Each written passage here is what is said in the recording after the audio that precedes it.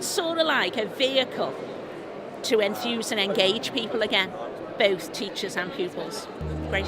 I have been a biology teacher at the same school for 20 years, and this has really reminded me that I'm a scientist as well. Because after leaving research, you could almost feel that you're stale, teaching the same GCSE with a subtle, every 4 years they change the spec, but it's still the same stuff you're teaching. And we're all scientists. We want to hear about science. So if you want to hear about science, you're doing these projects. You're involved in science. And you're looking at new techniques that you might not be aware of. So it enriches your teaching as well. So I'm really passionate about physics, and I've always tried to keep my knowledge up to date because I love the subject, and I feel that if I am still passionate about the subjects, then I can inspire the students to be passionate about it.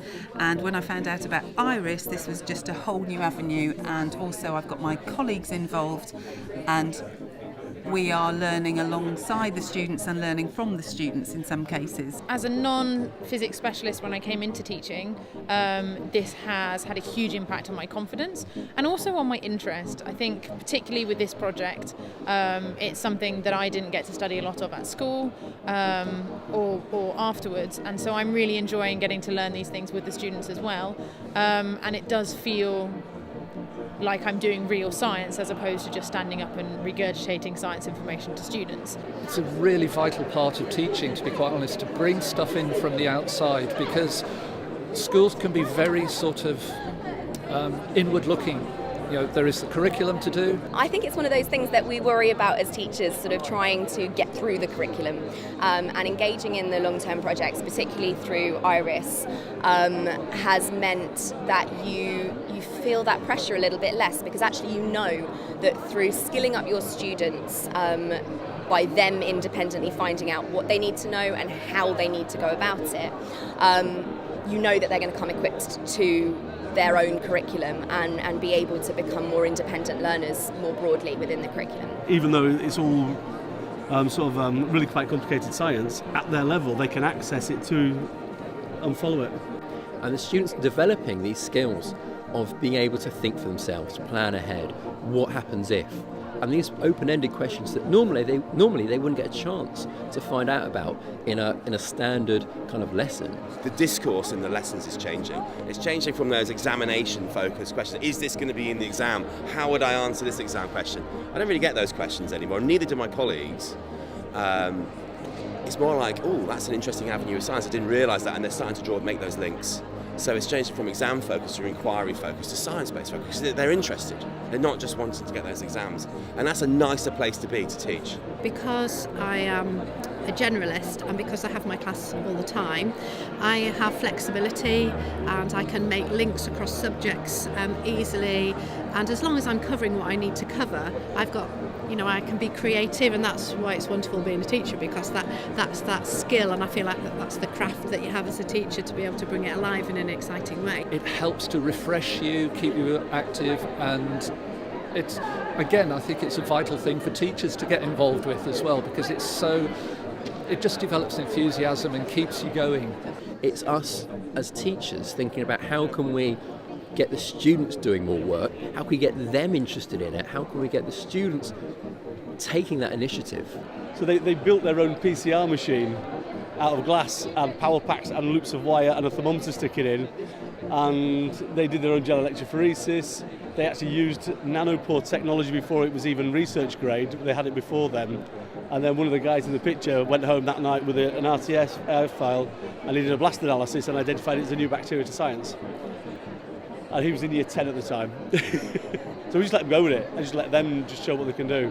We had one student who was from Italy, and he grew up in Italy being told, don't eat mussels from this particular region, because on that part of the coast there's various factories that dump all their waste into the sea, and the mussels will pick that up, so don't eat mussels. And he wanted to test that out.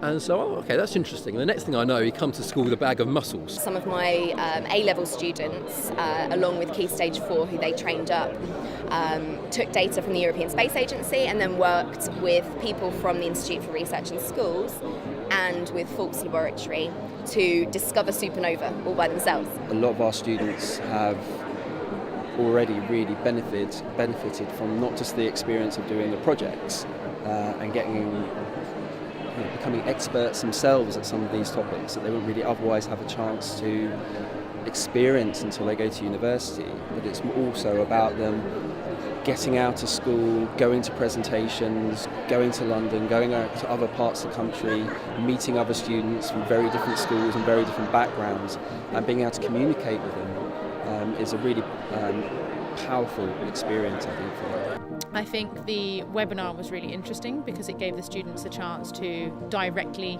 ask questions of the professors at Edinburgh who are leading the James Webb Telescope project. And I also, what I think was most interesting for them was seeing the schools across the country, but also there were some schools on the webinar that were not British, and actually I think that was the first time that the students kind of clicked that they're part of a bigger team and it's an international team. For them, I think that was a really defining moment. They felt part of something bigger as opposed to it just being something that we're doing in school as a little bit of fun. Well, I think it allows you to develop as a professional. I think, you know, like I say, if you love the subject, it's more opportunity to work with university academics, to work on cutting edge research and to work alongside your students. I'm not only getting involved with leading students in research and their own independent research. It's also about my own professional development in terms of, for example, writing an article about what we've done and the hub school that we've set up and the MELT project, writing an article for the Teaching Times magazine, being asked to do that.